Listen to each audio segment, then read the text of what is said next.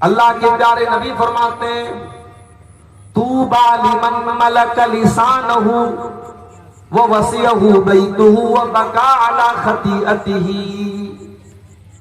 तीन चीजों पर जो अमल करेगा, तीन चीजों को जो अपना लेगा वो कामयाब हो जाएगा, वो जन्नत में जाएगा। कौन सी तीन चीजें? नंबर 1, मलक लिसानहु, अपनी जबान पर कंट्रोल, जबान पे कंट्रोल कर। झूठ इसी जबान से, गाली गलौज इसी जबान से, गीबत इसी जबान से, चुगली इसी जुबान से, किसी की इज्जत पर हमला इसी जुबान से।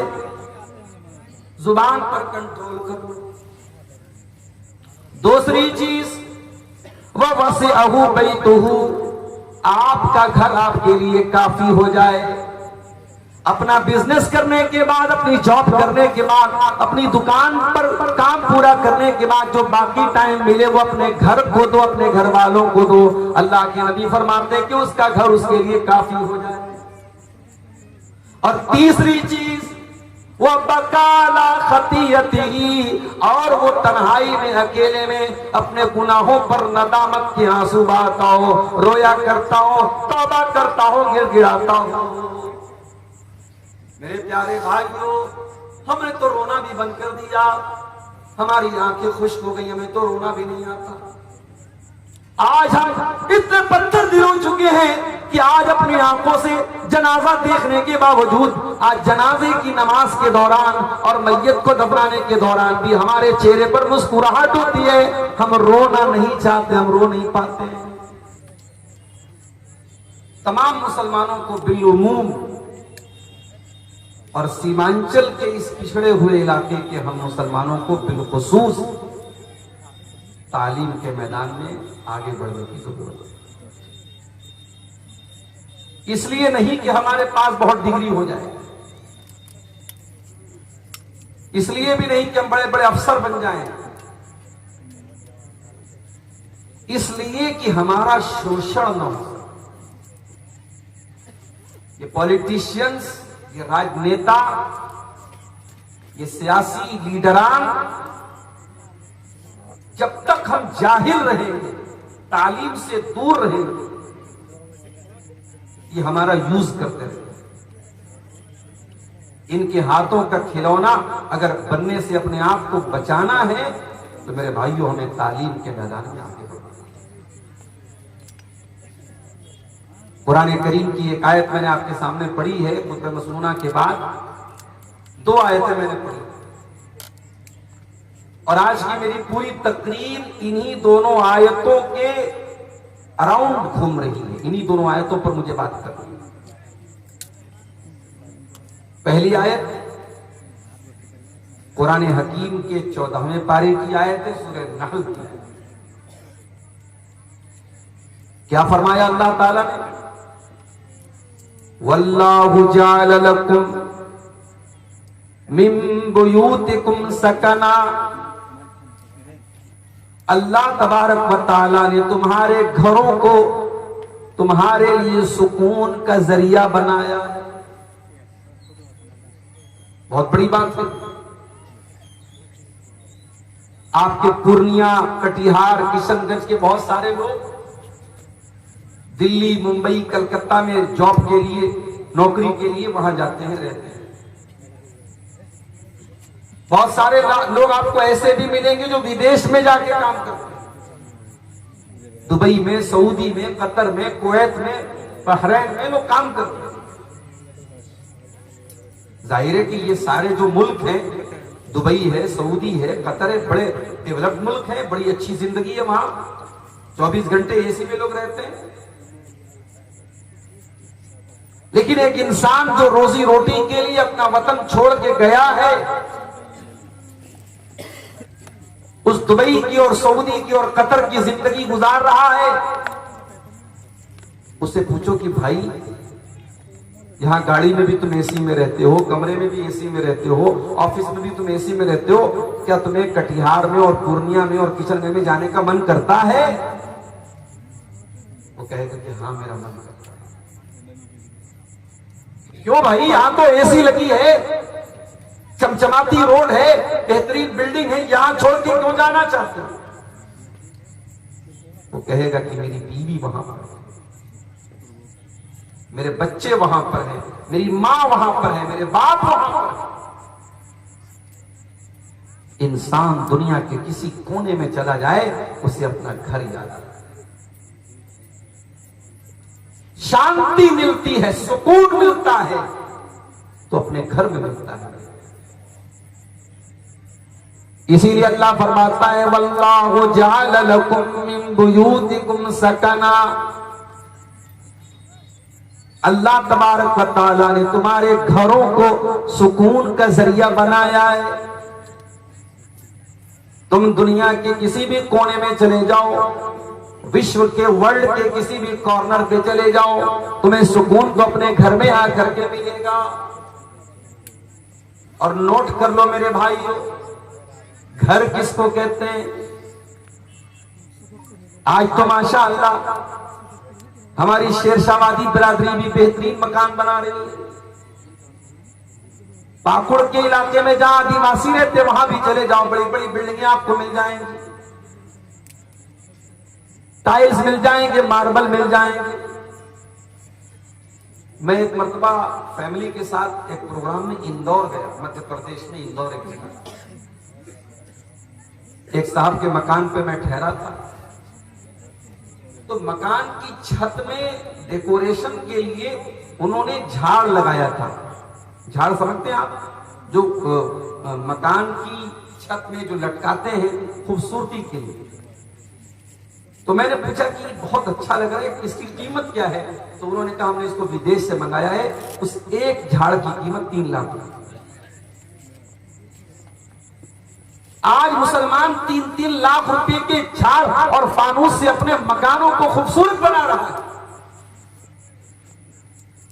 कोई प्लास्टिक पेंट के जरिए अपने मकान को खूबसूरत बना रहा है, कोई पीओपी के जरिए अपने मकान की छत को बेहतरीन बना रहा है, कोई फॉल सीलिंग करा रहा है, कोई टाइल्स बिछा रहा है, कोई मार्बल बिछा रहा है। मगर याद रखो मेरे प्यारे साथियों, आपका घर टाइल्स और मार्बल से घर होने वाला नहीं है। आपका घर रिश्तों से बनता है।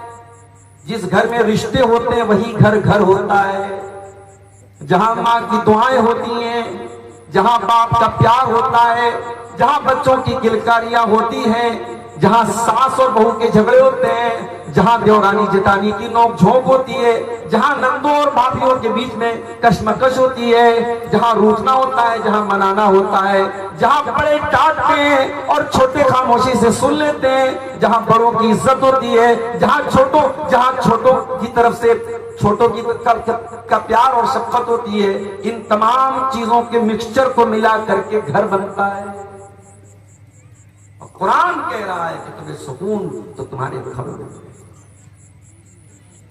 और इस घर की कीमत अगर पूछना है तो उस इंसान से पूछ लो जो फुटपाथों पर रात गुजारता है, जिसकी बीवी खुले आसमान के नीचे सारी दुनिया के सामने सोती है।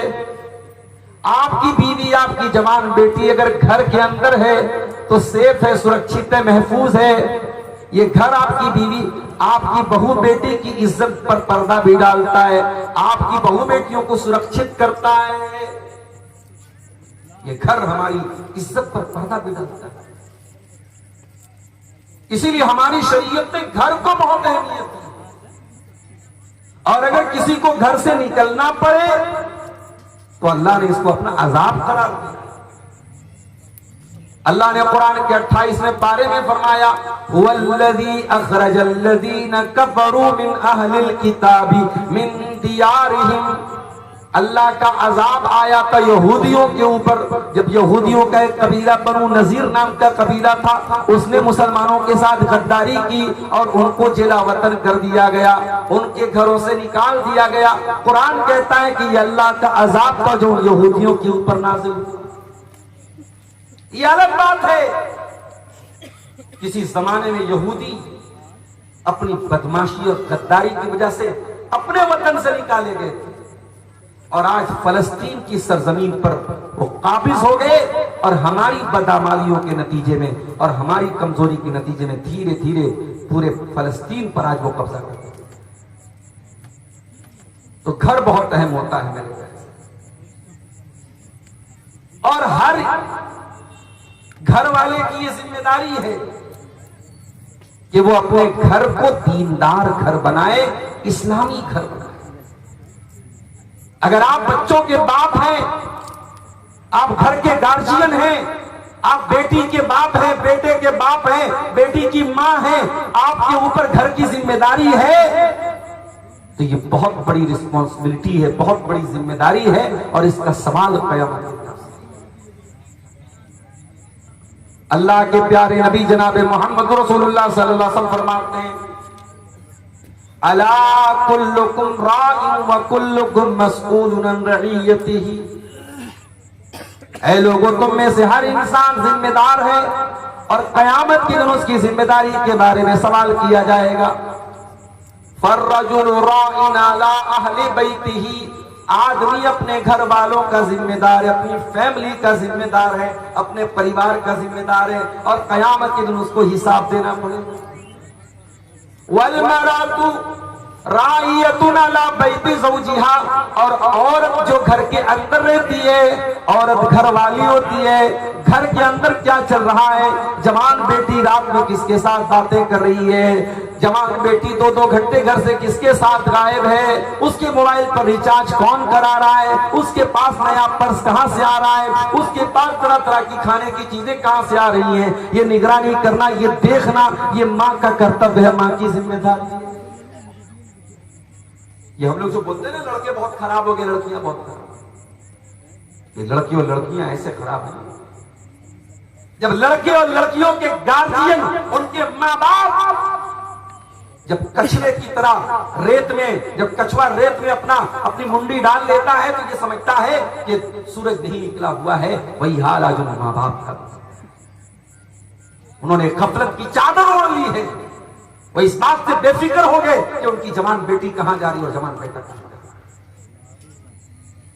अल्लाह के नबी फरमा रहे हैं, बेटा क्या कर रहा है, बेटी क्या कर रही है, घर वालों की रिस्पॉन्सिबिलिटी है, घर वालों की जिम्मेदारी। मेरी प्यारी माँ, आपको अल्लाह ने मां बनाया है, बहुत बड़ा दर्जा है मां का। मां के कदमों के नीचे जन्नत बताई गई है, बहुत बड़ा दर्जा है बाप का।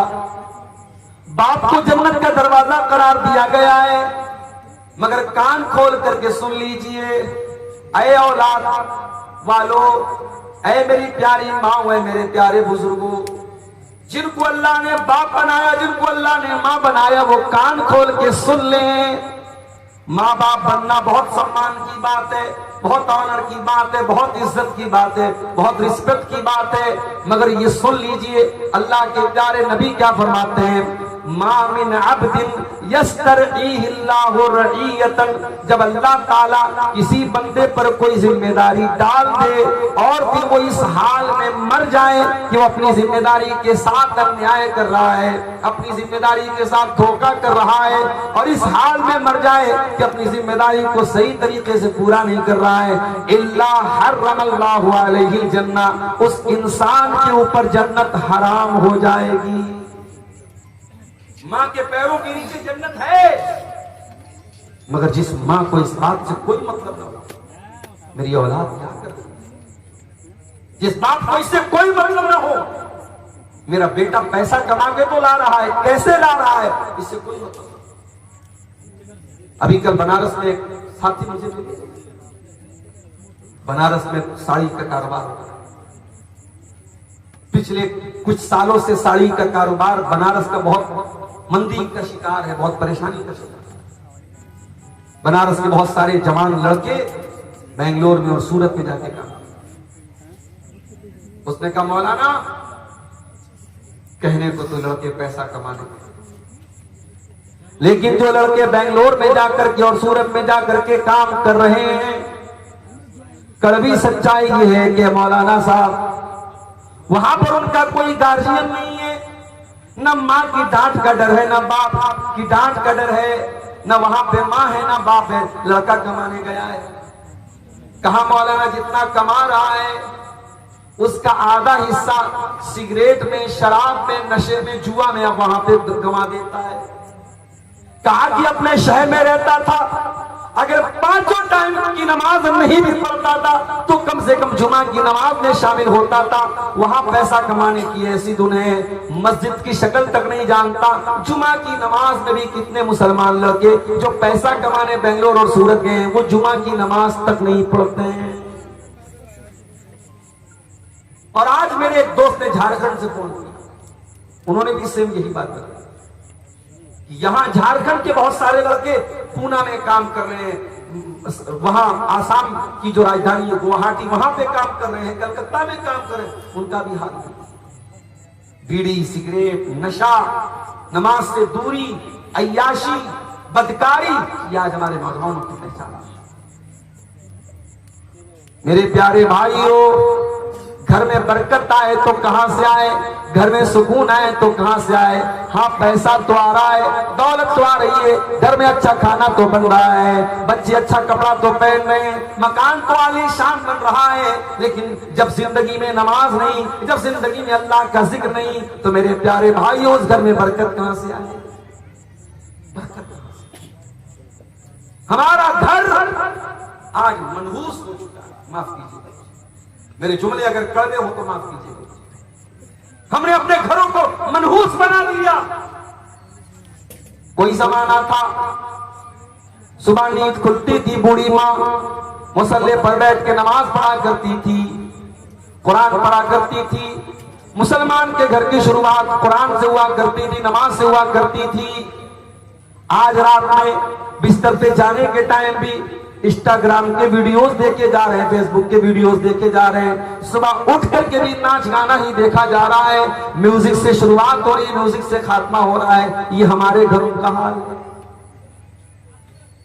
और घर के गार्जियन का हाल ये, वो घर में टाइम देने को तैयार नहीं है। अपनी जॉब से आने के बाद, अपने काम से आने के बाद जो थोड़ा बहुत टाइम बच्चों के साथ गुजारने का मौका मिलता है, वो टाइम भी आज हम मोबाइल के साथ गुजार रहे हैं। बच्चों के हाथ में उनका अपना मोबाइल है, बाप के हाथ में अपना मोबाइल है, माँ के हाथ में अपना मोबाइल है। आज बच्चों को मोबाइल पाल रहा है, यूट्यूब पाल रहा है। आज बच्चों को माँ बाप नहीं पाल रहे। अरबी का शायर कहता है, बड़ी सच्ची बात है, लईसल यतीम मन इंतहा अबवाहु मिन हम्मिल हयाती व खल्लफाहु जलीला।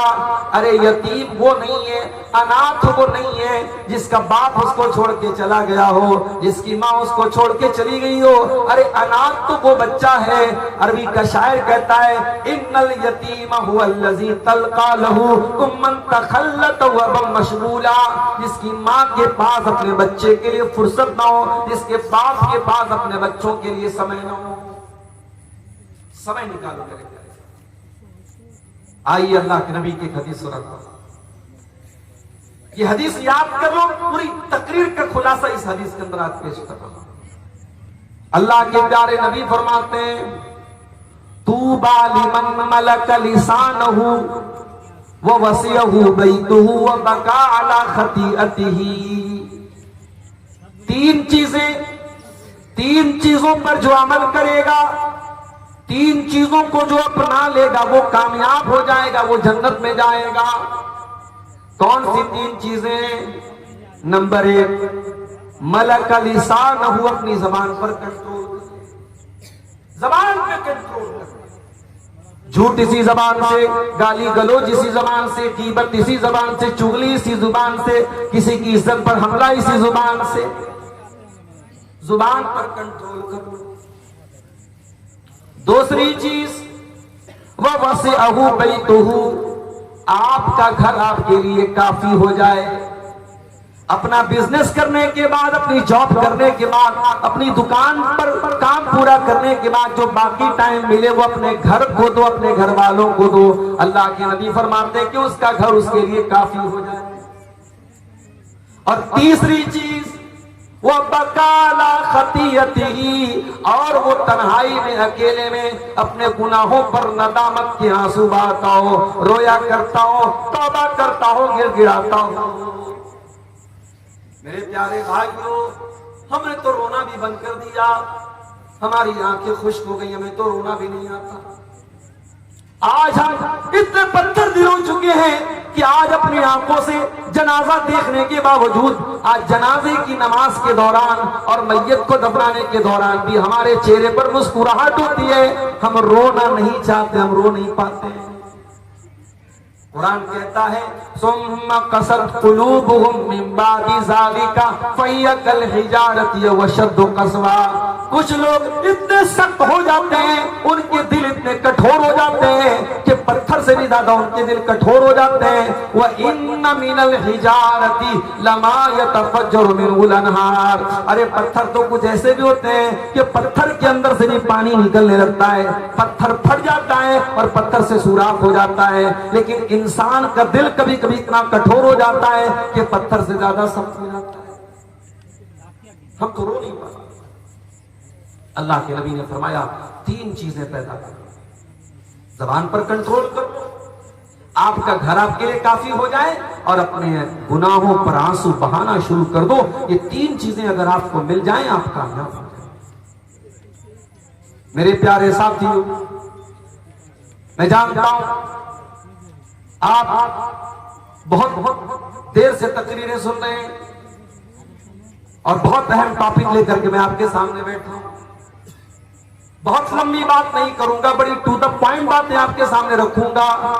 कुछ तरीके बताऊंगा, कुछ नुस्खे बताऊंगा, अपने घर को कैसे सुधारा जाए, अपने घर को कैसे संवारा जाए, अपने घर को इस्लामी घर कैसे बनाया जाए। इसी टॉपिक पर कुछ बातें आपके सामने रखूंगा।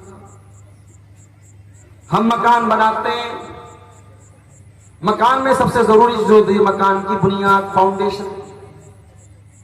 बेहतरीन बिल्डिंग खड़ी करते हैं, लेकिन अगर बुनियाद कमजोर हो जाए तो आपका मकान कमजोर माना जाएगा और एक दिन धराशायी हो जाएगा, धड़ाम से गिर जाएगा। अगर अपने घर को एक अच्छा घर बनाना चाहते हो तो जिस तरीके से मकान बनाने के टाइम ये देखते हो कि बुनियाद कैसी है, वैसे ही मकान बनाने के टाइम ये भी देखो ये मकान हम हराम कमाई से बना रहे हैं या हलाल कमाई से बना रहे हैं, ये सूद और ब्याज के पैसे से बना रहे हैं, रिश्वत के पैसे से बना रहे हैं, या जायज कमाई से बना रहे हैं, किसी का हक मार के बना रहे हैं, या सही तरीके से बना रहे हैं। तुम देख लो कि उस मकान की बुनियाद में तुम क्या डाल रहे हो। कुरान कहता फमन अस्ससा बुनियानहु अला तक़वा मिनल्लाहि व रिज़वानिन खैरुन अम्मन अस्ससा बुनियानहु अला शफ़ा जुरफिन हारिन फनहार बिही फी नारी जहन्नम।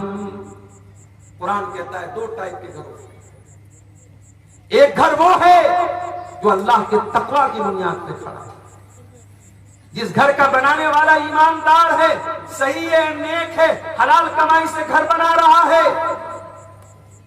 और दूसरा वो है जो हराम खोर है, जो ब्याज का पैसा लेके आया है, जो रिश्वत का पैसा लेके आया है, जो भाई का हक मार के आया है, जो बहन का हक मार के आया है।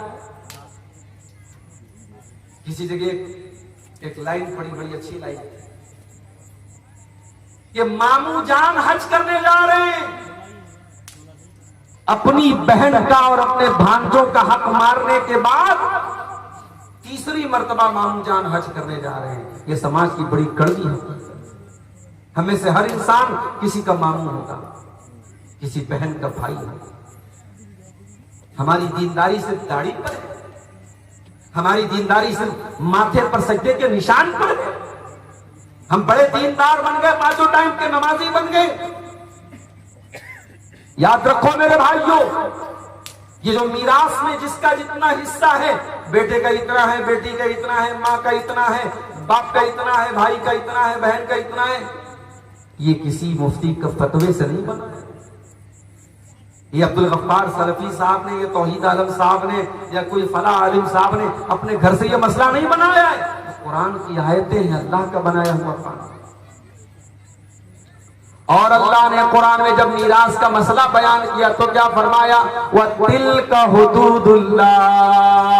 मेरे बंधु, हम जो मीरास का कानून बता रहे हैं ये अल्लाह की बनाई हुई बॉर्डर है। जिस तरीके से इंडिया और बांग्लादेश की बॉर्डर पर आप देख लीजिए बीएसएफ के सिपाही तैनात रहते हैं, जो ये देखते रहते हैं कि कोई बांग्लादेशी इंडिया में ना जाए, और बांग्लादेश के फौजी ये देखते हैं कि कोई इंडिया का भी बांग्लादेश में इनवैलिड तरीके से न जा सके। कुरान क्या कह रहा है, वतिल्का हुदूदुल्लाह। हमने जो ये कानून बनाया है ये हमारी बनाई हुई बॉर्डर है, ये हमारा बनाया हुआ कानून है, ये हमारी बनाई हुई लिमिट्स है। जो इनको क्रॉस करेगा वो बर्बाद हो जाएगा, वो जहन्नम की आग में जलेगा। मकान आप बना रहे हैं लेकिन पैसा कहां से लाया? आप इमारत की बुनियाद क्या रख रहे हैं? बेईमानी पर तो नहीं है, चोरी पर तो नहीं है, और सूदखोरी पर तो नहीं है, रिश्वत पर तो नहीं है। बुनियाद किस चीज? अल्लाह फरमाता है कि ऐ मेरे बंदो, एक इंसान अपने मकान को अल्लाह के तकवा और उसकी रजा की बुनियाद पे खड़ा कर रहा है, और दूसरा इंसान किसी गड्ढे के किनारे अपने मकान को बना रहा है और हराम तरीके से अपने मकान को बना रहा है। फनहार बिही फी नारी जहन्नम, और एक दिन आएगा उसका मकान गिर जाएगा और उसको जहन्नम में लेकर के चला जाएगा। बच्चों से प्यार करते हो? अगर बच्चों से प्यार करते हो तो कभी हराम कमाई मत खिलाना, अपने कम खिला देना।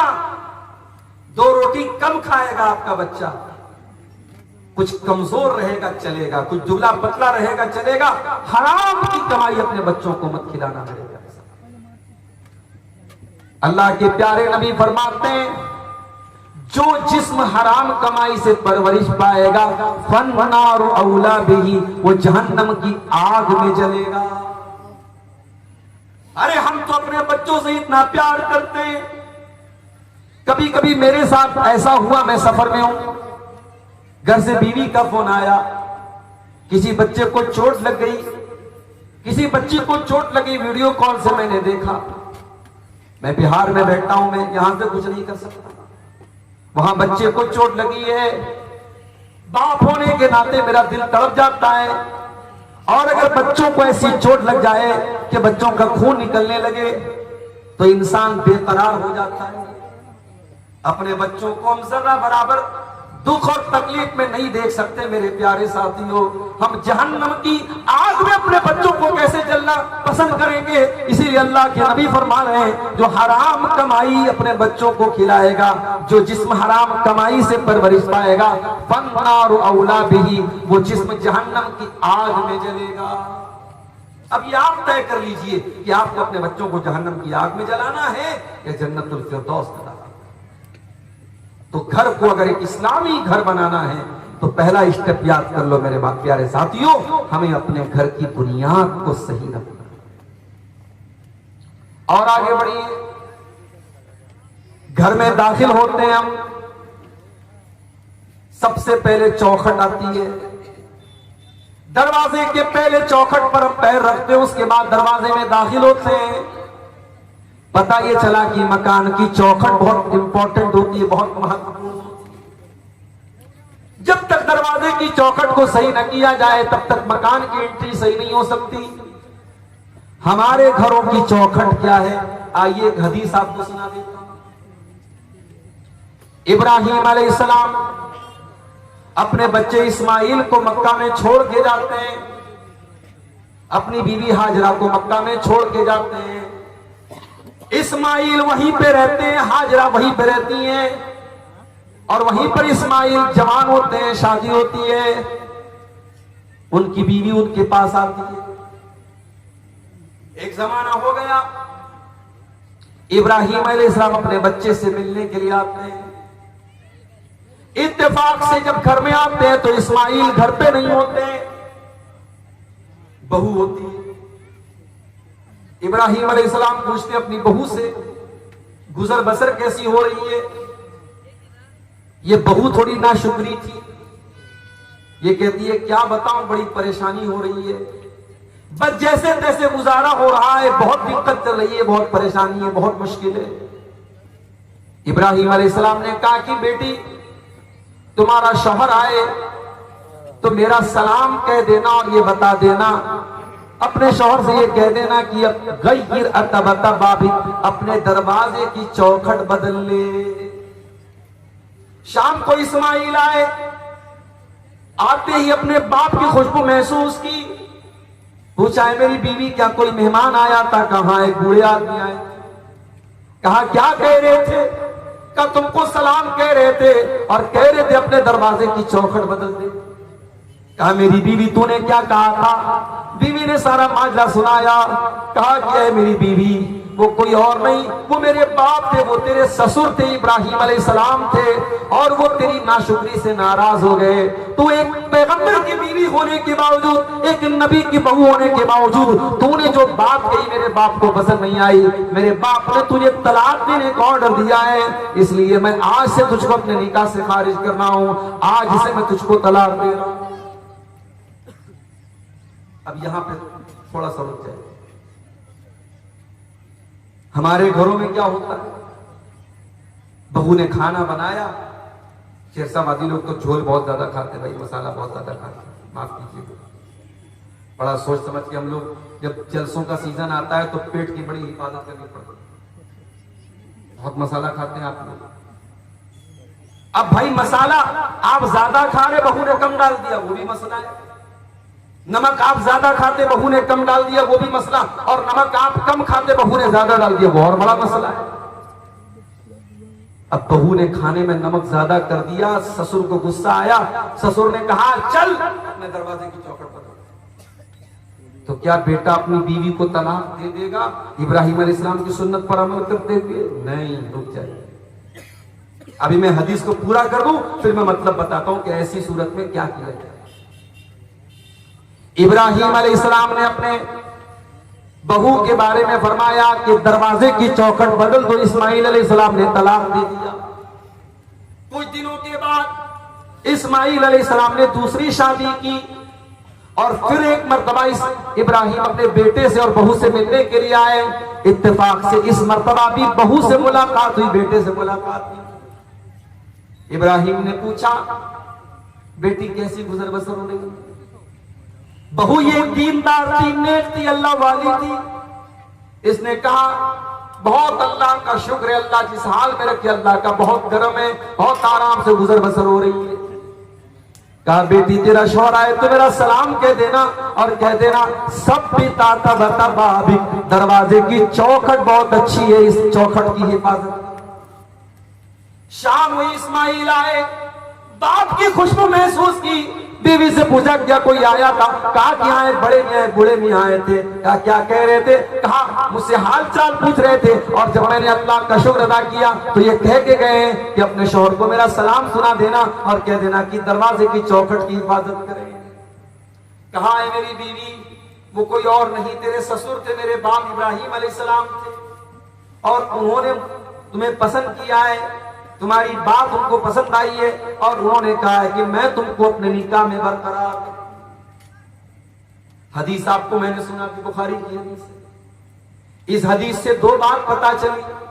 पहली बात यह पता चली कि घर के अंदर दरवाजे की चौखट का अगर दर्जा किसी को हासिल है तो ये औरत को हासिल है।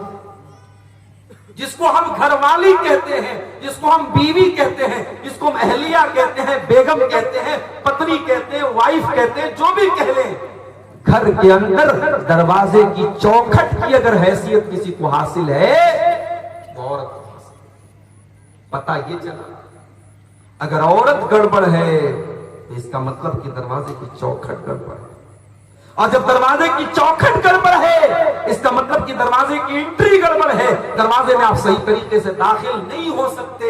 इसलिए घर को अगर बनाना है, संवारना है तो घर की घरवाली का अच्छा होना बहुत जरूरी है। अब वो मसला भी सुन लीजिए। बहू ने खाने में झोल ज्यादा कर दिया, नमक ज्यादा कर दिया, ससुर को पसंद नहीं आया, सास को पसंद नहीं आया। ससुर ने कहा बेटे से तलाक दे दे, तो बेटा इतनी बात पर अपनी बीवी को तलाक नहीं देगा। अगर आपको ये लगता है कि इब्राहिम अलैहिस्सलाम के कहने पर इस्माइल ने तो तलाक दे दिया, तो कान खोल कर करके सुन लीजिए, अगर बाप इब्राहीम अलैहिस्सलाम के जैसा हो तब बाप के कहने पे बेटा तलाक दे देगा। हर बाप के कहने पर बेटा अपनी बीवी को तलाक नहीं देगा, वरना हर छोटी छोटी बात पे तलाक हो जाए। अगर इब्राहीम के जैसा बाप हो, उतना समझदार, उतना दूरअंदेश, उतना दीनदार, उतना होशियार, उतना जीनियस, उतना गहरी नजर रखने वाला, उतना अल्लाह वाला, तो अलग बात। हर बाप को इस बात की इजाजत नहीं है, हर माँ को इस बात की इजाजत नहीं है कि वो बोले कि बहू को तलाक दे दो, बेटा तलाक। तो शौहर के घर की चौखट है बीवी। मेरी प्यारी माँ बहनों, अगर आप पिंडाल के अंदर मौजूद हैं, मेरी आवाज आपके कानों तक पहुंच रही है, आप अपने बेटे के लिए जब बहू तलाश करने जाए तो सिर्फ ये ना देखें कि बहू कितनी खूबसूरत है, कितना रंग गोरा है, कितने अच्छे खानदान की है, कितने पैसे वाली है, कितना जहेज लेकर के आएगी। मेरी प्यारी माओ, आप जब अपने बेटे के लिए बीवी तलाश करने जाएं, आप अपने घर के लिए जब बहू लेने जाएं तो कान खोल के सुन लो, आप बहू लेने नहीं जा रही हैं, आप अपने दरवाजे की चौखट लेने जा रही हैं, और चौखट बहुत संभाल करके लाना। अल्लाह के नबी फरमाते हैं, तुम कहल मरातो ले अरबईन, जब औरत की शादी होती है तो 4 चीजें औरत के अंदर देखी जाती हैं, ले मालिहा वले हसबिहा वले जमालिहा वले दीनिहा। कुछ लोग माल देखते हैं, कुछ लोग खानदान देखते हैं, कुछ लोग खूबसूरती देखते हैं, और कुछ लोग दीनदारी देखते हैं। आपने फरमाया फज़फर बिज़ाति दीन, दीनदार औरत को घर में लेके आ जाओ, कामयाब हो जाओगे। दीनदार औरत को घर में। मेरे प्यारे भाइयों, अल्लाह ताला ने औरत को ये खूबी, इस खूबी से भी नवाजा है कि औरत अपनी बात मनवा लेती है, कभी हंस के मनवा लेती है, कभी रो के मनवा लेती है, कभी मुस्कुरा के मनवा लेती है, कभी आंसू बहा के मनवा लेती है। मैंने औरत के ऊपर एक नज़्म लिखी थी, उसमें मैंने एक शेर कहा था, वो शेर ऐसा था, कुदरत ने तुझे गर्मी जज्बात अता की। ऐ औरत, अल्लाह ताला ने तुझे जज्बात की कुव्वत अता की है, कुदरत ने तुझे गर्मी जज्बात अता की। वो ना तकवा की भरम तोड़ दे, वो नाज़ो अदा है। ऐ औरत, तेरे अंदर वो नाज है, वो अदा है, बड़े बड़े मुत्तकियों का तकवा तू तोड़ सकती है। अल्लाह ने तुझे नाज़ो अदा की ताकत दी है, और अल्लाह ने तुझे जज्बात की ताकत, जज्बात की ताकत। फिरौन बहुत बड़ा जालिम था, किसी की बात नहीं सुनता था, बच्चों को कत्ल करवाने का ऑर्डर दिया था उसने। मगर जब अपनी बीवी उसकी जब बच्चा लेकर के आती है, जो मूसा अलैहिस्सलाम की शक्ल में वो बच्चा जब हजरत आसिया की गोद में पहुंचता है, फिरौन की बीवी की गोद में, और फिरौन की बीवी अपने शौहर से कहती है, ला तक़तुलूहु असा अन यनफाना औ नत्तखिज़हु वलदा। ऐ मेरे सरताज, देखिए कितना खूबसूरत बच्चा है, कितना प्यारा बच्चा है, हम इस बच्चे को कत्ल न कीजिए, हम इस बच्चे को अपना बेटा बना लेंगे, अपना बेटा बना करके पालेंगे। अच्छा, फिरौन को कोई बेटा नहीं, फिरौन अपने आप को खुदा कहता था, रब कहता था, भगवान कहता था, गॉड कहता था, और फिरौन अपनी बीवी को बेटा नहीं दे सका।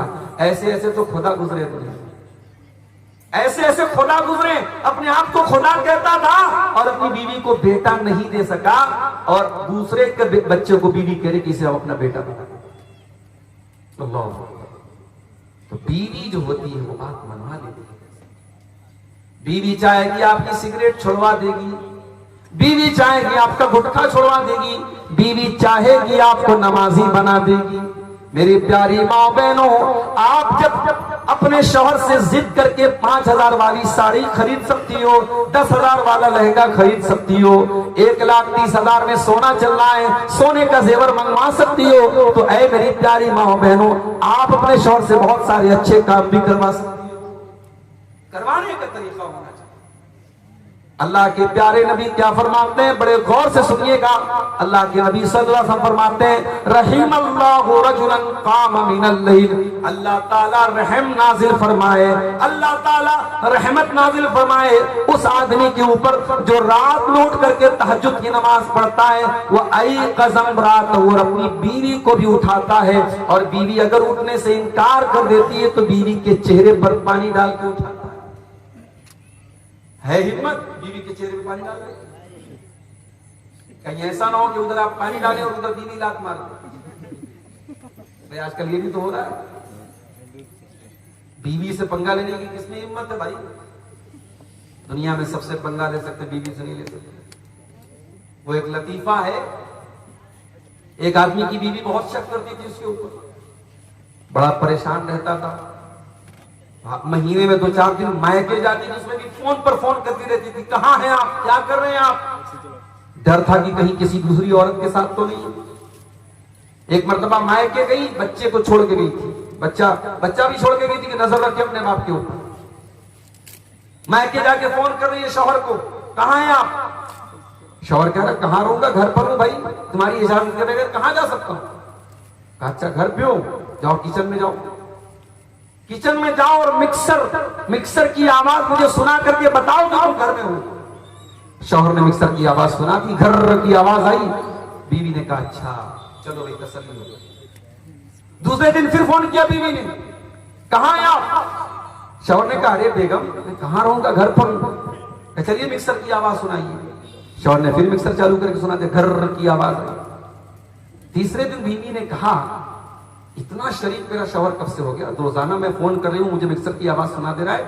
तीसरे दिन बीवी सरप्राइज देने के लिए अचानक घर में आ गई। घर में आई तो शौहर आए, बच्चा खेल रहा था। बच्चे से पूछा अरे तेरा बाप कहां है? कहा वो तो मिक्सर लेके गायब है 2 दिन से। तो कहते हैं कि अगर शौहर से बीवी शेर है तो शौहर सवा शेर भी बन सकता है। तुम्हें सारा दिमाग तुम्ही को है थोड़ी, हमको भी तो थोड़ा बहुत दिमाग है।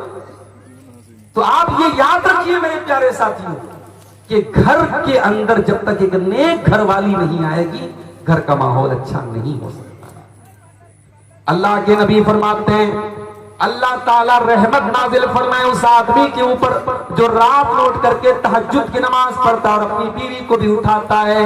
वह रहीमल्लाहु इम्रातन कामत मिनल लैल, और अल्लाह ताला ऐसी औरत के ऊपर रहमत नाजिल फरमाए जो रात लौट करके तहज्जुद की नमाज पढ़ती है। वह आई कज़त ज़ौजहा, और अपने शौहर को भी उठाती है, और शौहर अगर इनकार कर दे तो शौहर के चेहरे पर पानी छिड़क करके उठाती है। ये होते हैं बेहतरीन कपल, एक दूसरे का ताउन करे दीन के सिलसिले में। इसीलिए अल्लाह के नबी फरमाते हैं लियत्तखिज़ अहदुकुम क़ल्बन शाकिरा। 3 चीजों को बैलेंस बना लो, 3 चीजों को खजाना बना लो, 3 चीजों को स्टोर कर लो, 3 चीजों को अपने घर में लेके आ जाओ। क़ल्बन शाकिरा, अपने सीने में ऐसा दिल लेकर के आओ जो अल्लाह ताला का शुक्रिया अदा करने वाला हो। व लिसानन ज़ाकिरा, और अपने मुंह में ऐसी जबान लेकर के आओ जो अल्लाह ताला का जिक्र करने वाली हो। व ज़ौजतन मुमिनतन तुईनुहु अला अम्रिल आखिरा, और ऐसी दीनदार बीवी लेके आओ जो आखिरत के कामों में, दीन के कामों में आपकी मदद करे। ऐसी बीवी अगर आपके घर में आ जाएगी, घर को जन्नत बना। और आगे बढ़ी,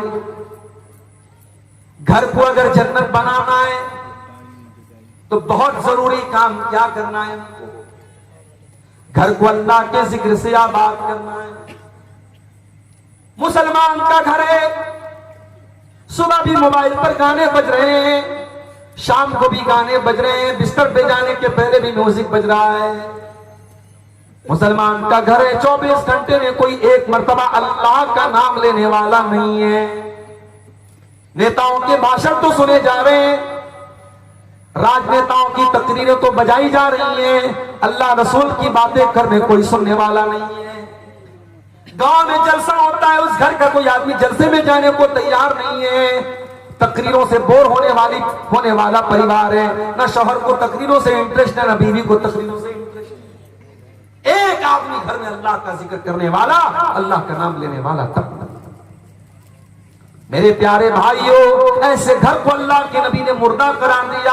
आपने फरमाया मसलुल बैतिल्लज़ी युज़करुल्लाहु फीही वल बैतिल्लज़ी ला युज़करुल्लाहु फीही, जिस घर में अल्लाह का नाम लिया जाए वो घर जिंदा है, और जिस घर में अल्लाह का नाम न लिया जाए वो घर मुर्दा है। वो घर मुर्दा है, अल्लाह के नबी ने उसको मुर्दा कहा। अपने घर को जिंदा करो मेरे भाइयों, अल्लाह के जिक्र से। बहुत आसान तरीका बता देता हूं। जब भी घर में दाखिल हुआ करो बिस्मिल्लाह पढ़ के दाखिल हुआ करो। और जब घर के बाहर निकला करो बिस्मिल्लाह तवक्कलतु अलल्लाह ला हौला वला कुव्वता इल्ला बिल्लाह पढ़ लिया। क्या फायदा होगा मौलवी साहब? आइए मैं फायदा भी बता देता हूं। सही मुस्लिम की रिवायत है, अल्लाह के प्यारे रसूल फरमाते हैं जब इंसान घर में दाखिल होने के टाइम बिस्मिल्लाह पढ़ता है तो शैतान भाग जाता है और कहता है ला मबीत लकुम हा होना, ये तो बिस्मिल्लाह पढ़ के घर में आया है, अब यहां पे रात गुजारने का मौका नहीं मिलेगा। जब इंसान रात में डिनर करने के टाइम, खाना खाने के टाइम अल्लाह का नाम लेता है, बिस्मिल्लाह पढ़ता है, तो शैतान कहता है ला मबीत लकुम वला अशाहा होना, ना तो यहां पे रात गुजारने का मौका मिलेगा ना डिनर करने का मौका मिलेगा। जब आप खाने पर बिस्मिल्लाह नहीं पढ़ते हैं तो आपके खाने को शैतान भी खाता है, खाने की बरकत खत्म हो जाती है। तो घर में जब दाखिल हो तब बिस्मिल्लाह पढ़े और जब खाना खाने लगे तब बिस्मिल्लाह। और जब रात हो जाए, मगरिब की अजान हो जाए तो अल्लाह के नबी ने फरमाया जब सूरज डूब जाए, जब मगरिब का टाइम हो जाए फकुफ्फू सिबियानकुम, तो अपने छोटे बच्चों को घर के अंदर ले आओ। मगरिब के टाइम अपने छोटे बच्चों को बाहर मत भेजो, फइन्न शयातीन तंतशिरु हिनइज़िन, उस वक्त शैतान घूमते रहते हैं। मगरिब के टाइम अपने बच्चों को बाहर मत भेजो सूरज डूबने के टाइम। और आपने आगे फरमाया जब रात में चिराग की बत्ती बुझाओ तो बिस्मिल्लाह पढ़ के बुझाओ। बर्तन को खुला मत रखो, बर्तन को ढांप दो, बिस्मिल्लाह पढ़ के ढांप दो। दरवाजे की कुंडी लगाओ तो बिस्मिल्लाह पढ़ के कुंडी लगाओ, इसलिए कि जो अल्लाह के नाम से जो चीज क्लोज कर दी जाए, जो चीज बंद कर दी जाए, शैतान उसको ओपन नहीं कर सकता, शैतान उसको खोल नहीं सकता। अल्लाह का नाम लेके आप दरवाजे को, ये बहुत आसान तरीका मैंने आपको बताया है अल्लाह के जिक्र से घर को आबाद करना। और जब आप घर के बाहर निकले बिस्मिल्लाह तवक्कलतु अलल्लाह ला हौला वला कुव्वता इल्ला बिल्लाह पढ़।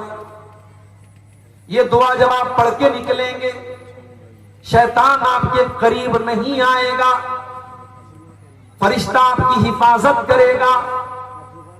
फरिश्ता आपसे कहेगा कद वो कीता, आपको अल्लाह ताला की तरफ से बचा लिया गया। आप इतनी प्यारी दुआ पढ़ करके घर से निकले, बहुत आसान है। बिस्मिल्लाह तवक्कलतु अलल्लाह ला हौला वला कुव्वता इल्ला बिल्लाह। रात में जब बिस्तर पे सोने जाओ, मेरी प्यारी माँ बहनों, अगर आप मेहनत मजदूरी करती हैं, खेतों में काम करती हैं, और मुझे मालूम है कि शेरशाबादी बिरादरी में माशाअल्लाह बहुत मेहनत करती है हमारे यहाँ की औरतें, आपका बदन जब थकावट से चूर हो जाए तो आइए मैं आपको वो तरीका बताता हूं जो तरीका अल्लाह के नबी ने अपनी बेटी को बताया। क्या तरीका बताया था? हजरत फातिमा चक्की चलाती थी, उनके हाथों में छाले पड़ गए थे। हजरत अली भी बहुत मेहनत करते थे। दोनों शौहर बीवी अल्लाह के नबी के पास आए। हजरत अली ने कहा ऐ अल्लाह के नबी, मैं इतनी मेहनत कर रहा हूं, तशतकई तो सदरी, मेरे सीने में दर्द होने लगा है। हजरत फातिमा ने कहा बाजान, आपकी बेटी चक्की चला चला के इस हालत को पहुंच चुकी है, हत्ता मजलत यदाया, मेरे हाथों में छाले पड़ गए। अरे अब्बा जान, मुझे पता चला है आपके पास कुछ गुलाम आए हैं, हो सके तो अपनी बेटी और दामाद को कुछ गुलाम दे दीजिए। नबी ने न बेटी को कोई गुलाम दिया, न दामाद को कोई गुलाम दिया। क्या फरमाया आपने? ला ओती को मां, ऐ मेरी बेटी फातिमा, ऐ मेरे दामाद अली, मैं तुम दोनों को गुलाम नहीं दे सकता, मैं तुम दोनों को कोई गुलाम नहीं दे सकता। क्यों नहीं दे सकता? क्योंकि मेरे जो मस्जिद के अंदर जो दीन सीखने वाले साहब आए, असहाब सुफ्फा हैं, जो दीन के स्टूडेंट्स हैं, उनके पास खाने को अनाज नहीं है, उनके पास खाने को खाना नहीं है, उनके पास तन ढांपने को कपड़ा नहीं है।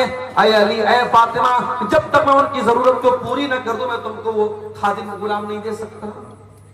हाँ, मैं उससे बेहतर तरीका तुमको बता रहा हूं। जब तुम रात में बिस्तर पे सोने जाओ तो 33 बार सुभान अल्लाह पढ़ दिया करो, 33 बार अल्हम्दुलिल्लाह पढ़ दिया करो और 34 मरतबा अल्लाहु अकबर पढ़ दिया करो। फज़ालिकुमा खैरुल लकुम मिन खादिम, तुम्हें किसी खादिम की, किसी नौकर की जरूरत नहीं।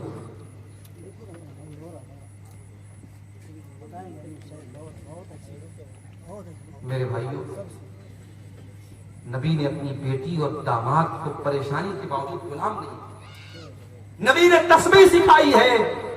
और हजरत अली कहते हैं कि ये तस्बीह जिस दिन से नबी ने मुझको सिखाई है, उस दिन से लेकर के जब तक मैं जिंदा हूं ये तस्बीह कभी मैंने छोड़ी नहीं।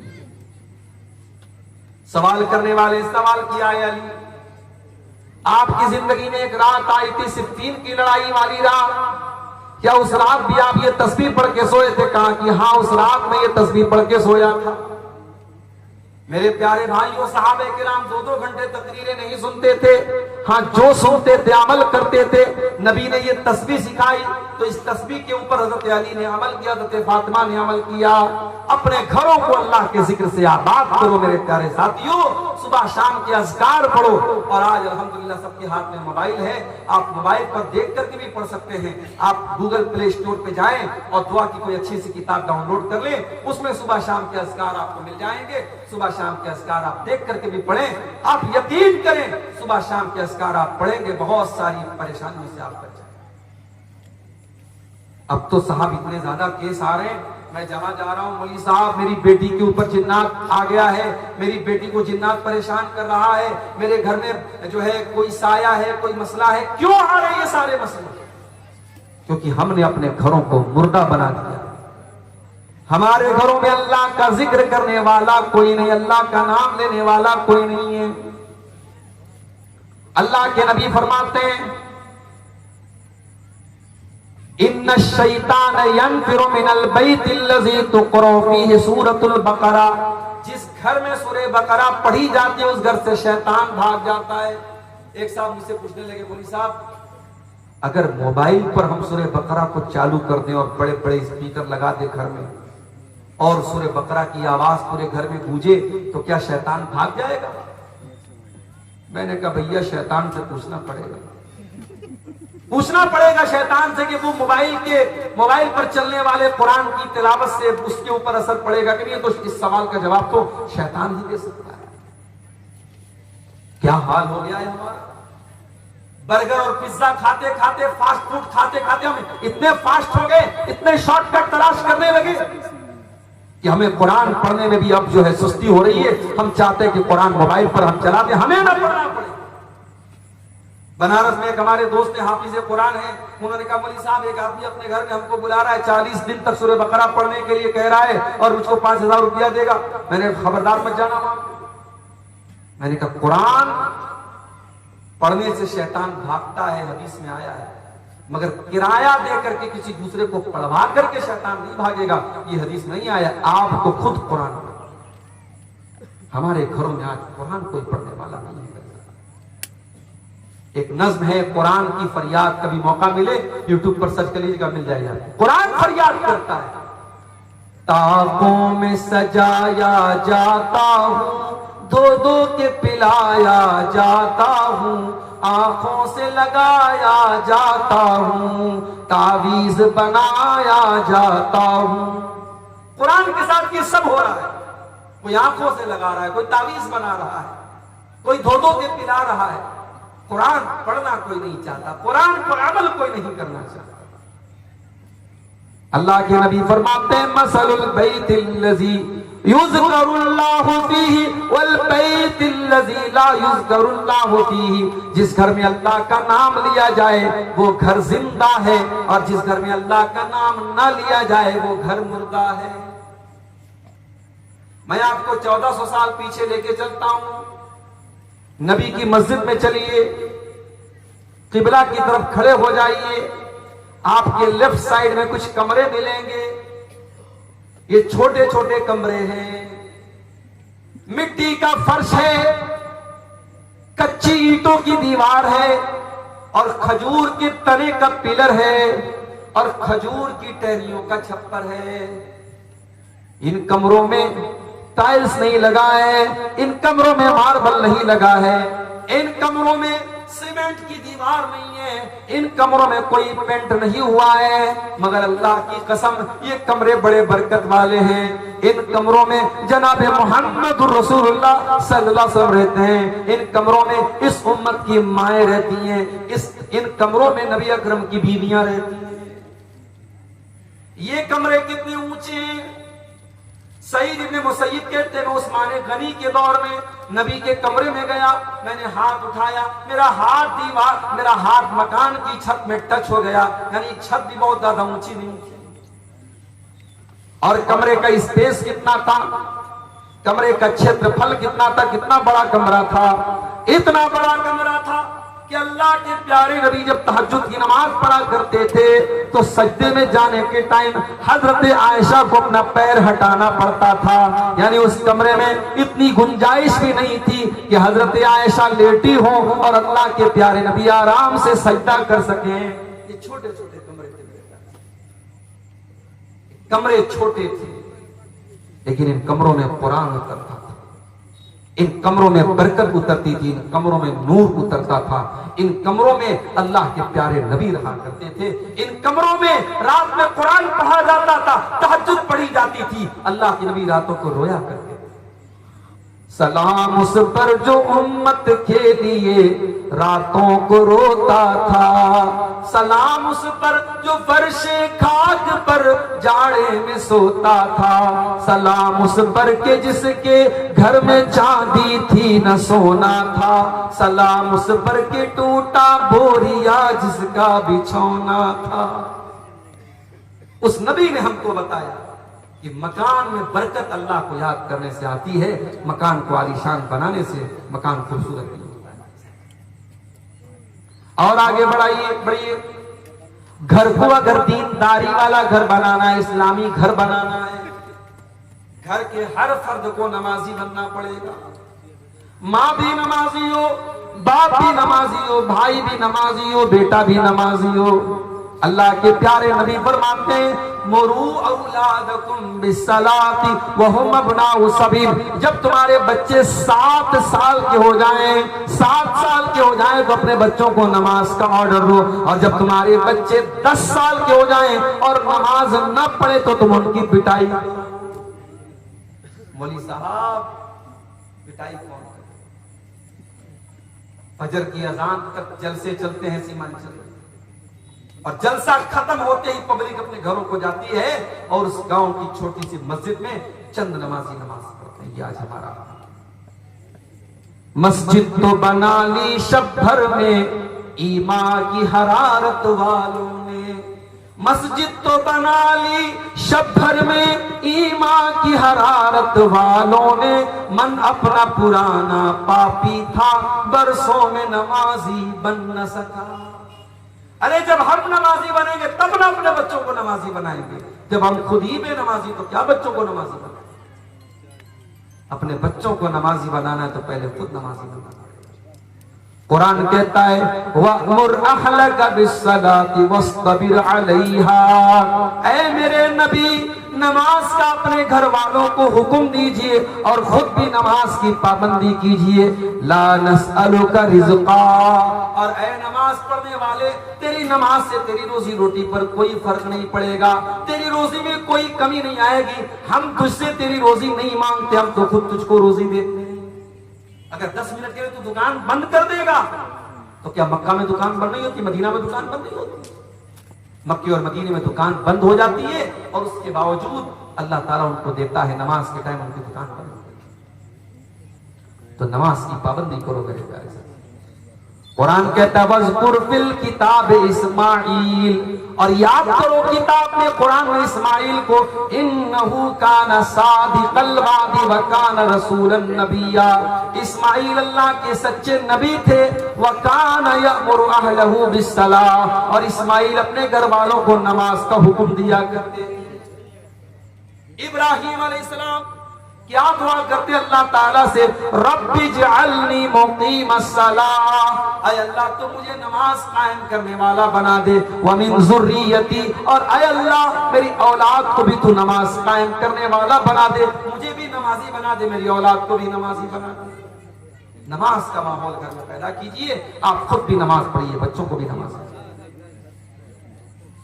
हजरत अब्दुल्लाह बिन मसूद रज़ी अल्लाह ताला रात में तहज्जुद की नमाज पढ़ रहे और तहज्जुद की नमाज पढ़ते हुए कुरान का 16वां पारा वो पढ़ रहे थे और 16वें पारे की आयत उनकी नजरों से गुजरी। जब हजरत मूसा अलैहिस्सलाम और हजरत खजीर अलैहिस्सलाम दोनों जा रहे थे और एक मकान की दीवार गिरने वाली थी, कुरान कहता है हजरत खजीर ने उस मकान की दीवार को ठीक कर दिया।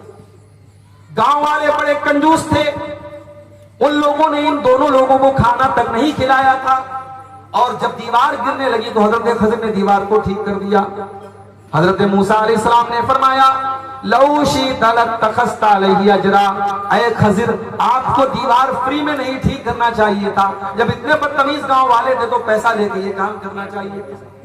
हजरत खजीर ने क्या जवाब दिया, फरमाया व अम्मल जिदारु फकाना लिगुलामैनि यतीमैनि फिल मदीनति व काना तहतहु कंजुल लहुमा, ऐ मूसा वो दीवार दो यतीम बच्चों के मकान की दीवार थी, उस मकान में 2 यतीम बच्चे रहा करते थे, दीवार गिर जाती, उन बच्चों का खजाना जो बाप ने मरने के पहले दफनाया था वो खजाना गांव वाले लूट के चले जाते। अल्लाह ने मुझको हुक्म दिया कि मैं उन बच्चों का खजाना लूटने न दूं, डूबने न दूं। पता ये चला बाप अगर नेक है तो बाप के मरने के बाद भी अल्लाह ताला यतीम बच्चों को बाप की दौलत और बाप का खजाना देगा, अल्लाह ताला बच्चों को महरूम नहीं करेगा।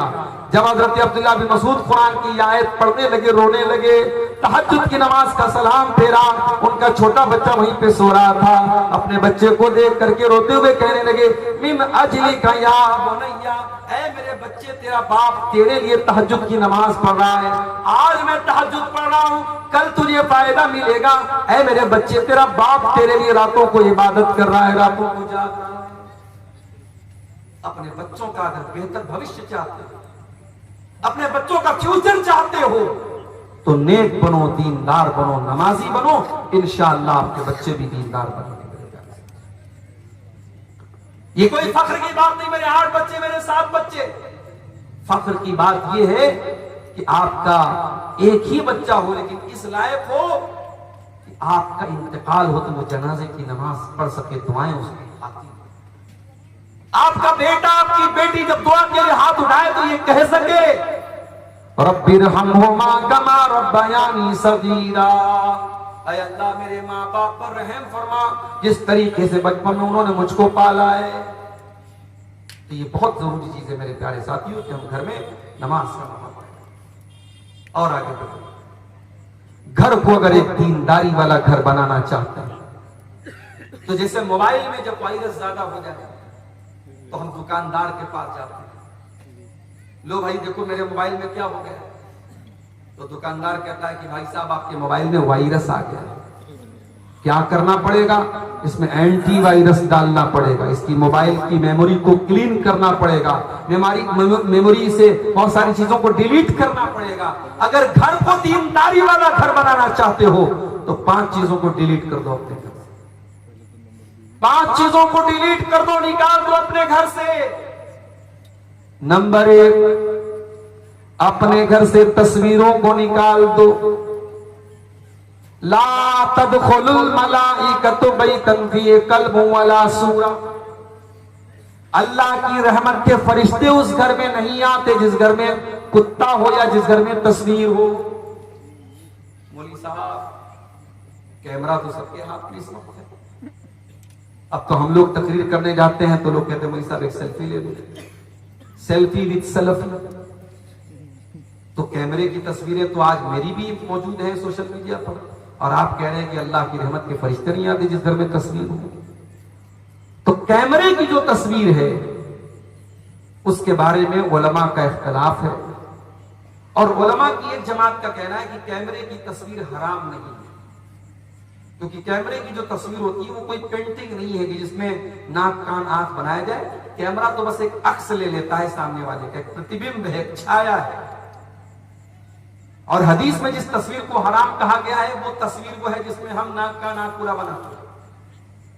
लेकिन आप ये सोचिए, मूर्ति की शक्ल में या पेंटिंग की शक्ल में, किसी भी शक्ल में, मूर्ति तो बहरहाल उसको मुजस्समा बोलते हैं, लेकिन आज के जमाने में भी पेंटिंग अलग होती है। आपने सुना होगा मकबूल फिदा हुसैन नाम का एक आदमी था, वो पेंटर था बहुत बड़ा, उसकी पेंटिंग करोड़ों में बिकती थी। तो पेंटिंग एक अलग चीज है, कैमरे की तस्वीर एक अलग चीज है।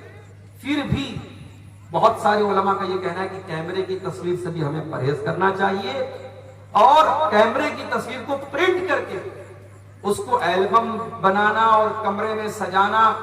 मैं एक मकान में गया, एक साहब अपने कमरे में, जो हम लोग कहीं जाते हैं तो आदमी सोचता है कि अच्छी मेहमान नवाजी अच्छी की जाए, वो अपने कमरे में लेके गए तो देखा कि कमरे के किनारे एक तस्वीर लगी है, एक तरफ मोहतरम की तस्वीर, एक तरफ मोहतरमा की तस्वीर। शादी की सालगिरह पर उन्होंने अपनी बीवी को सरप्राइज दिया था। मैंने पूछा तो शर्माने लगे। मैंने कहा भैया इस तस्वीर को अलमारी में रखो, ये क्यों यहाँ पे आप बाहर लगा? तो तस्वीर आज हमारे घरों में बाकायदा एल्बम की शक्ल में कमरों में लोग लगा रहे हैं, ये गलत है और हमें और आपको इससे परहेज करना चाहिए तस्वीरों को पसंद। हाँ, मोबाइल की तस्वीरें जहां तक बात है, जरूरत पड़ने पर आप बच्चों की यादगार के लिए कुछ फोटो अगर आपने ली है, मोबाइल के कैमरे में है, मोबाइल की गैलरी में है, उसकी गुंजाइश बन सकती है, मगर उसमें भी हमें इस बात का लिहाज रखना चाहिए। लोग अपनी बीवी की एक से एक फोटो लेते हैं और उसके बाद दोस्तों के हाथ में मोबाइल थमा देते हैं, तो ये तो बेपर्दगी की बात है। आपकी बीवी का फोटो आपका दोस्त देखे, ये तो गलत बात है। इसलिए हमें और आपको अगर कैमरे में, हमारे मोबाइल में पर्सनल तस्वीरें, हमारी बीवी की तस्वीरें हैं, जवान बेटे की तस्वीरें हैं, घर की औरतों की तस्वीरें हैं, तो उनको हमें बहुत एहतियात के साथ यूज करना चाहिए कि कहीं पे तो। दूसरी चीज जिसको घर से निकालना है, घर के अंदर कोई तावीज नहीं होना चाहिए। बाज घरों में आप दाखिल होइए, मकान में दाखिल होने के साथ साथ ही एक पर्ची लटकी रहती है, उस पर लिखा रहता है दुकान और मकान की खैर और बरकत के लिए, और नीचे उल्टी सीधी गिनतियां लिखी रहती है 420 9 2 11। देखा कि नहीं आपने? कहीं दुकानों पे लगा रहता है, मकान पे लिखा रहता है। मुझे ये बात समझ में नहीं आती कि ये गिनती लिखने से शैतान कैसे भागे। भाई आप दुनिया में किसी का नाम लेने के बजाय गिनती लेके बुलाएंगे, ए भाई 72 इधर आओ, ए भाई 78 इधर आओ, नाराज हो जाएगा, भाई मेरा नाम 72 थोड़ी है। आप बिस्मिल्लाहिर्रहमानिर्रहीम के बजाय 786 लिख रहे हैं, आप मोहम्मद सल्लल्लाहु अलैहि वसल्लम के बजाय 92 लिख रहे हैं। आपने गिनती बना के रखी है, ये इस्लाम का तसव्वुर नहीं है मेरे प्यारे साथियों। और ये भी सुन लीजिए कि घर में कुरान की आयतों को लटकाने से भी बरकत नहीं आएगी। डॉक्टर आपको दवा देता है पीने के लिए, घर में आप आने के बाद सिरप को गले में नहीं लटकाते, टैबलेट को गले में नहीं लटकाते, टैबलेट को पीते हैं, सिरप को पीते हैं। उसी तरीके से कुरान को पढ़ने से शिफा मिलती है, कुरान को पढ़ने से बरकत आती है, कुरान लटकाने से बरकत नहीं आती है। बड़ा सख्त फतवा है उलमा का। बाज लोग क्या करते हैं, मकान के दरवाजे में बड़े बड़े अक्षरों में लिखे हाज़ा मिन फज़्ल रब्बी, हराम कमाई के पैसा से घर बनाया और हाज़ा मिन फज़्ल रब्बी लिखते हो। सूद ब्याज के पैसे से मकान बनाया है और सामने क्या लिखा, हाज़ा मिन फज़्ल रब्बी। तेरे हाज़ा मिन फज़्ल रब्बी लिखने से तेरा मकान ठीक हो जाएगा। और घर में लोग डेकोरेशन के लिए आयतल कुर्सी लगा रहे हैं, ला इलाहा इल्लल्लाह मुहम्मद रसूलुल्लाह लिख रहे हैं, नहीं लिखना चाहिए।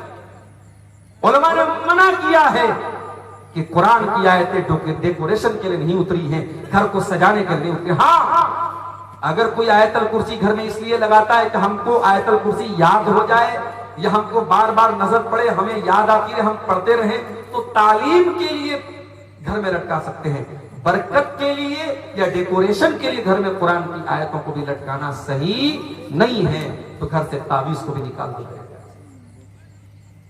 तीसरी चीज जो घर से निकालना है, गाने बजाने के आलात को घर से निकाल दो।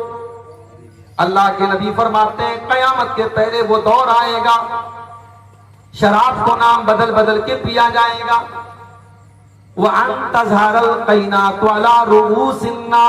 और नाचने गाने वाली लड़कियां लोगों के कानों पर जाके बैठ जाएंगी। जब नबी ने सहाबा को ये हदीस सुनाई होगी, सहाबा को समझ में नहीं आई होगी। आज हेडफोन लगाने वालों को ये हदीस समझ में आ जाएगी, आज एयरपॉड लगाने वालों को ये हदीस समझ में आ जाएगी। बाइक चला रहा है, मस्त बना हुआ है, गाना सुन रहा है, फेवरेट अपना बॉलीवुड का गाना सुन रहा है, सामने से ट्रैक्टर ने मारा, तेरी रूह परवाज हो गई, तेरी जान निकल गई, तो गाना सुनते हुए दुनिया से गया है। और कयामत के दिन जब तू उठेगा तो वही गाना सुनते हुए तू कयामत, जिस हाल में इंसान मरेगा उसी हाल में कयामत के दिन उठाया जाएगा। अपने घरों को नाच गानों से दूर रखो मेरे साथ। कटिहार और पूर्णिया के इंग्लिश मीडियम स्कूल में हमारी बेटियां पढ़ रही हैं। स्कूल का एनुअल फंक्शन है।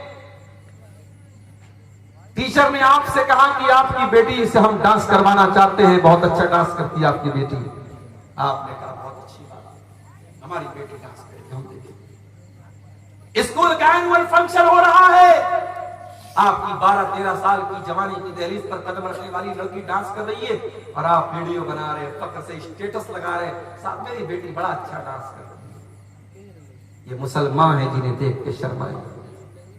और अभी तक तो ये हराम काम स्कूलों में होता था, ये इंग्लिश मीडियम स्कूलों में होता था, अब मदरसों में ये काम भी हो रहा है। हाँ, नाम बदल दिया कि वहां डांस हो रहा था, यहां एक्शन हो रहा है। जी, लड़कियां नज़म पढ़ रही हैं, ऐसे ऐसे झूम रही हैं, गा रही हैं, और उसको क्या, उसका बड़ा अच्छा नाम रख दिया, एक्शन हो रहा है। शर्म आनी चाहिए और चुल्लू और पानी में डूब मरना चाहिए। अपनी कौम की बच्चियों की हम नुमाइश कर रहे हैं पूरी दुनिया के सामने। अपने घर से निकाल के फेंक दो नाच गाने को। इस नाच गाने की आवाज को आपके नबी नापसंद करते थे, शैतान की आवाज करार दिया आपने। आज बड़े बड़े मुत्तकी दाढ़ी वाले, सजदा करने वाले, उनके मोबाइलों पर भी इंस्टाग्राम और स्नैपचैट और फेसबुक और अला और बला के जरिए उनके मोबाइल पर भी गाना बज रहा है।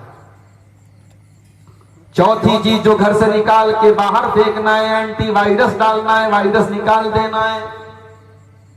बेहयाई को अपने घर से निकाल दो, बेपर्दगी को निकाल दो। कहीं ऐसा ना हो कि साल के 359 दिन तो आपके घर में पर्दा होता हो, लेकिन शादी वाले दिन आपने भी अपनी आंखें बंद कर ली। मौलवी साहब, आज तो शादी है, आज इजाजत है बेपर्दगी। कुरान की कौन सी आयत है और नबी अकरम की कौन सी हदीस है जो शादी ब्याह के मौके पर आपके घर की औरतों को खूबसूरत कपड़े पहन के, लिपस्टिक लगा के, पाउडर लगा के, क्रीम लगा के, सज करके, सवर करके दुनिया के सामने नुमाइश करने की इजाजत देती है? और मुझे तो हैरत होती है कि आपके सीमांचल के जलसों में भी औरतें आती हैं और बाकायदा तैयार होकर के माएं अपनी बच्चियों को तैयार करके लेके जाती हैं और बगैर किसी पर्दे के खूबसूरत मेकअप से सजा करके, संवार करके उन लड़कियों को जलसों में लेकर के आया जाता है। माफ करना मेरे प्यारे भाइयों, अकबर इलाहाबादी ने बिल्कुल सही कहा था, बेपर्दा नजर आई कल जो चंद बीबियां, अकबर जमीन गैरत कौमी से गड़ गया। पूछा जो उनसे हाथ का पर्दा वो क्या हुआ? कहने लगी कि अक्ल पे मर्दों के पड़ गया। जब औरत का पर्दा उतरता है तो सबसे पहले मर्दों की अकल पे जाके चढ़ जाता है। जी हाँ, वो मर्द तयूस है, वो मर्द बेगैरत है जिसके घर की बेटी, बहू और बहन बेपर्दगी करे, बेहयाई करे और उसको कोई फर्क ना पड़े, उसके माथे पर कोई शिकन ना।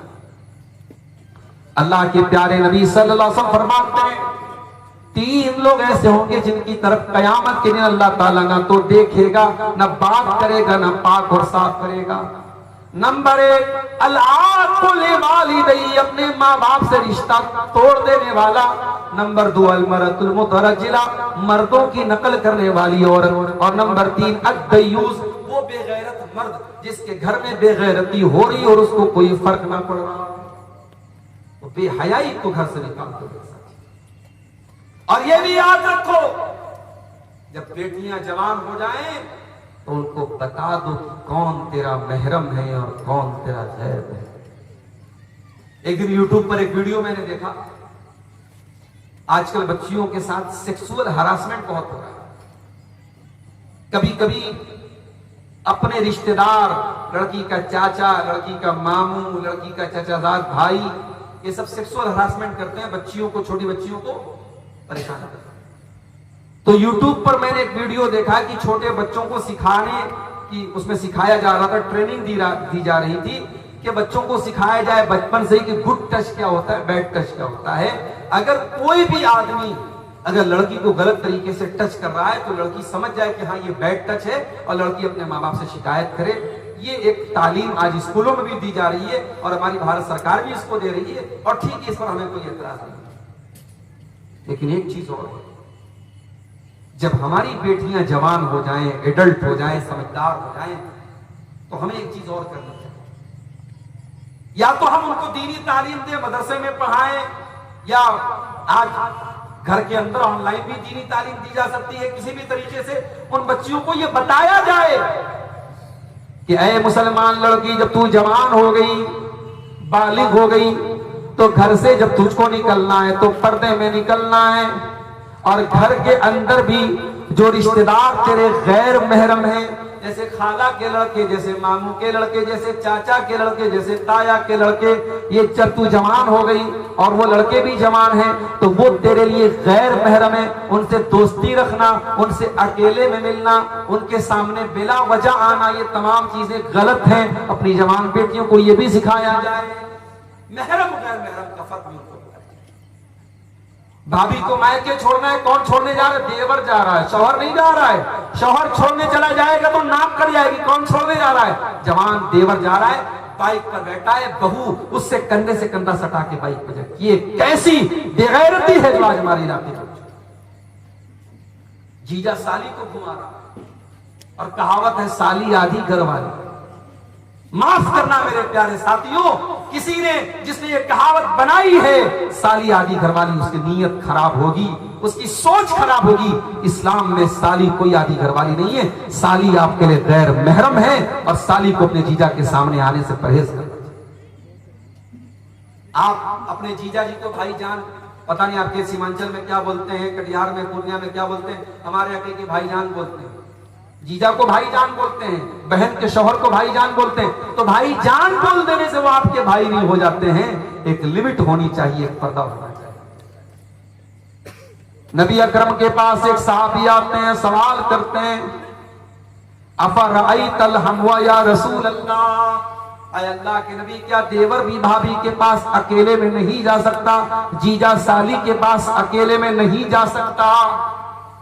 आज आपके बनारस के करीब में मऊ में जानता हूं, मुबारकपुर में जानता हूं, आजमगढ़ में जानता हूं, आपके सीमांचल के भी बहुत सारे इलाकों में ये चीज मिल जाएगी। शौहर बाहर कमाने गया है, ज्वाइंट फैमिली सिस्टम है, बीवी उसी फैमिली में रहती है, देवरों के साथ, जेठों के साथ, ज्वाइंट फैमिली सिस्टम में। शौहर दूर रह रहा है, परदेश में रह रहा है और उसकी जवान बीवी उसी घर में रह रही है।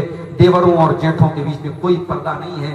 हम क्या कर रहे हैं? हम चित्रों को हवा दे रहे हैं। हम अपने घर में बदकारी को दावत दे रहे हैं कि आओ, और घर में बदकारी और ज़िनाकारी को फरोग दे। मेरे प्यारे साथियों, नबी ने फरमाया देवर अपनी भाभी के लिए मौत है, जीजा अपनी साली के लिए मौत है। महरम और गैर महरम का फर्क भी हमारे घर में होना चाहिए। अगर ये फर्क नहीं है तो इस बेहयाई को अपने घर से निकाल दो। अब एक आखिरी चीज हम बयान करके फिर कुछ सवाल हमारे सामने आए, उन सवालों का जवाब देकर बात खत्म करें। घर को अगर आप एक दीनदार घर बनाना चाहते हैं तो एक बहुत जरूरी चीज ये भी है कि आप अपने दस्तरखान पे किसको दावत दें। शराबियों को तो अपने घर में नहीं बुला रहे, जानियों को तो अपने घर में नहीं बुला रहे। अल्लाह के प्यारे नबी फरमाते ला याकुल तामका इल्ला तकी, तुम्हारे दस्तरखान पे मुत्तकी लोगों को खाना खाना चाहिए। दावत दो तो मुत्तकी नेक लोगों को दो, बेनमाजियों को, हरामखोरों को, रिश्वतखोरों को, सूदखोरों को, शराबियों को, जानियों को मत दावत दो। अपने दस्तरखान पे नेक और दीनदार लोगों को दावत दो। अपने घरों में दीनदार लोगों को एंट्री दो। याद करो हजरत नूह अलैहिस्सलाम की दुआ। हजरत नूह अलैहिस्सलाम ने क्या दुआ की थी? रब्बि ग़फिरली वलिवालिदैया वलिमन दखल बैतिया मुमिना वलिल मुमिनीना वल मुमिनात। आय अल्लाह मुझे बख्श दे, मेरे माँ बाप को बख्श दे और मेरे घर में जो ईमान वाला आए तू उसको भी बख्श दे, और तमाम मोमिन मर्दों को बख्श दे, तमाम मोमिन औरतों को बख्श दे। पता ये चला कि अपने घर में नेक और ईमान वाले को, मुत्तकी को हम अपने घर में दावत दें, शरीयत इसके लिए बताना। और आखिरी चीज ये है मेरे साथ, ये जितनी चीजें मैंने बयान की इनका ताल्लुक हमारी कोशिश से, हमारे संघर्ष से, हमारे स्ट्रगल से, लेकिन हिदायत तो अल्लाह के हाथ में। हिदायत का रिमोट कंट्रोल अल्लाह के हाथ में है। इसलिए अल्लाह से दुआ भी करते रहो कि अल्लाह मेरे घर को नेक बना दे। और दो दुआएं मैं सिखा रहा हूं, इन दोनों दुआओं को नोट करो।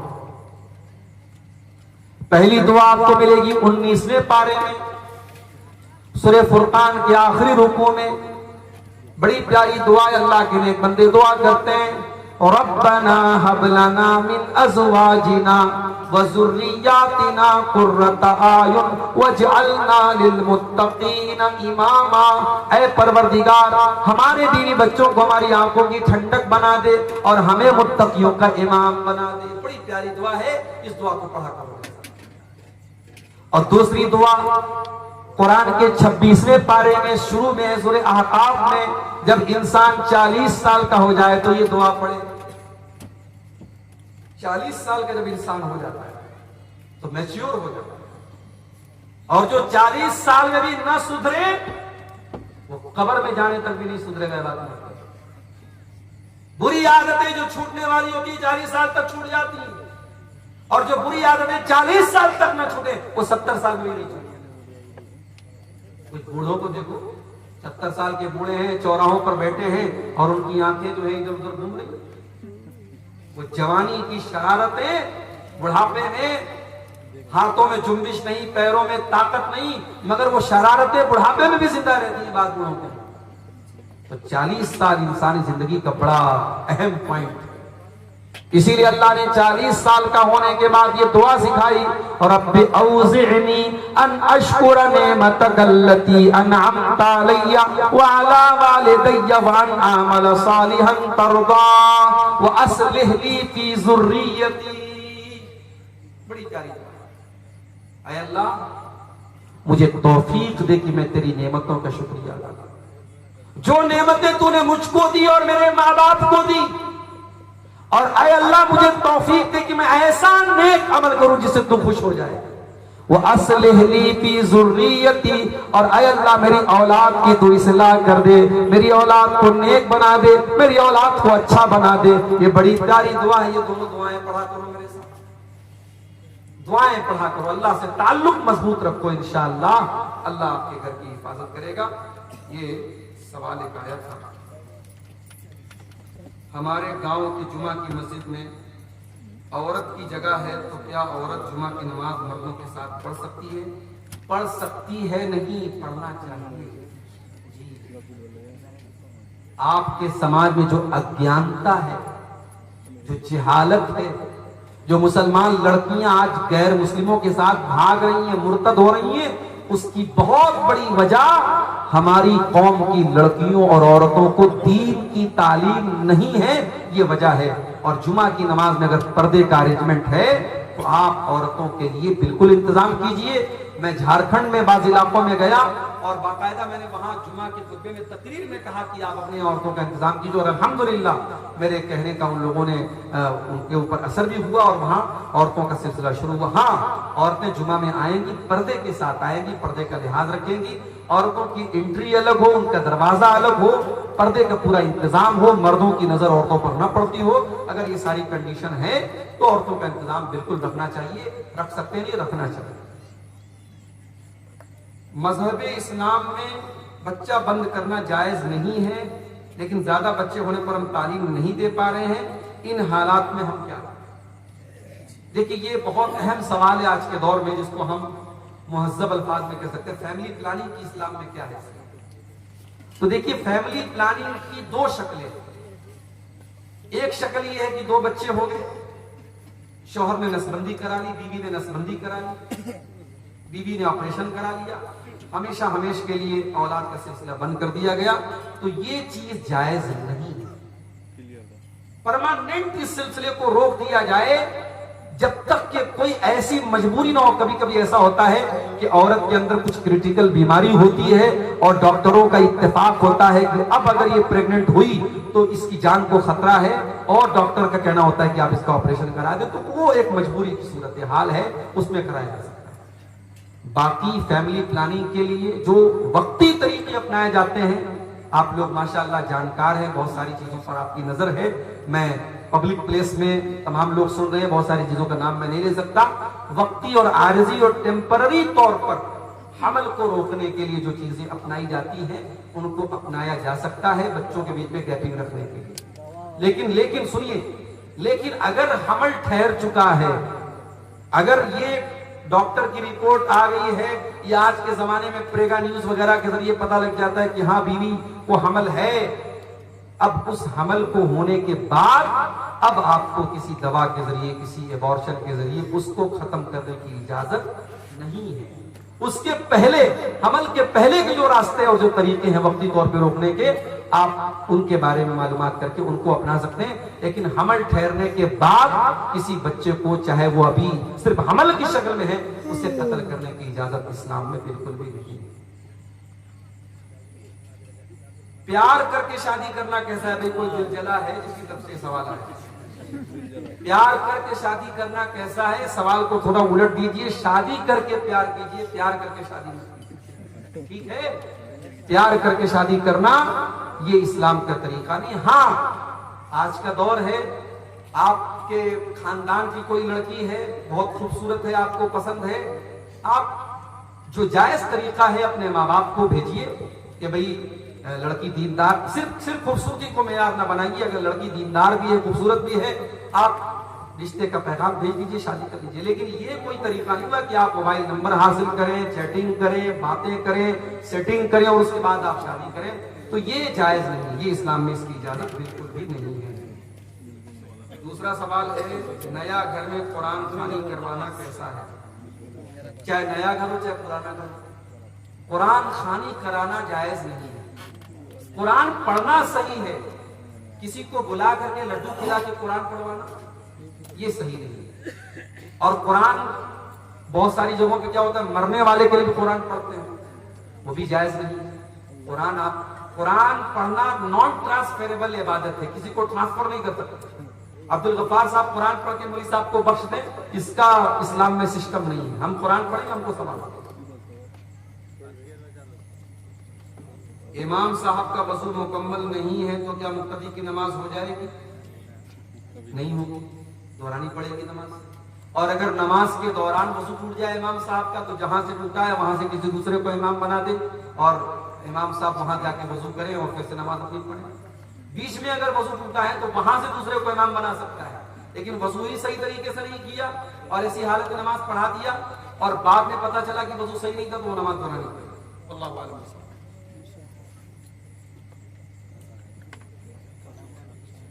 क्या माँ बाप की छोटी हुई नमाज या रोजा बच्चे को कज़ा करना होगा? अगर वसीयत ना कर जाए फिर भी नमाज की कोई कज़ा नहीं करना है। रोजा अगर छूटा था और सेहत की हालत में छूटा था तो उसकी कज़ा करना है।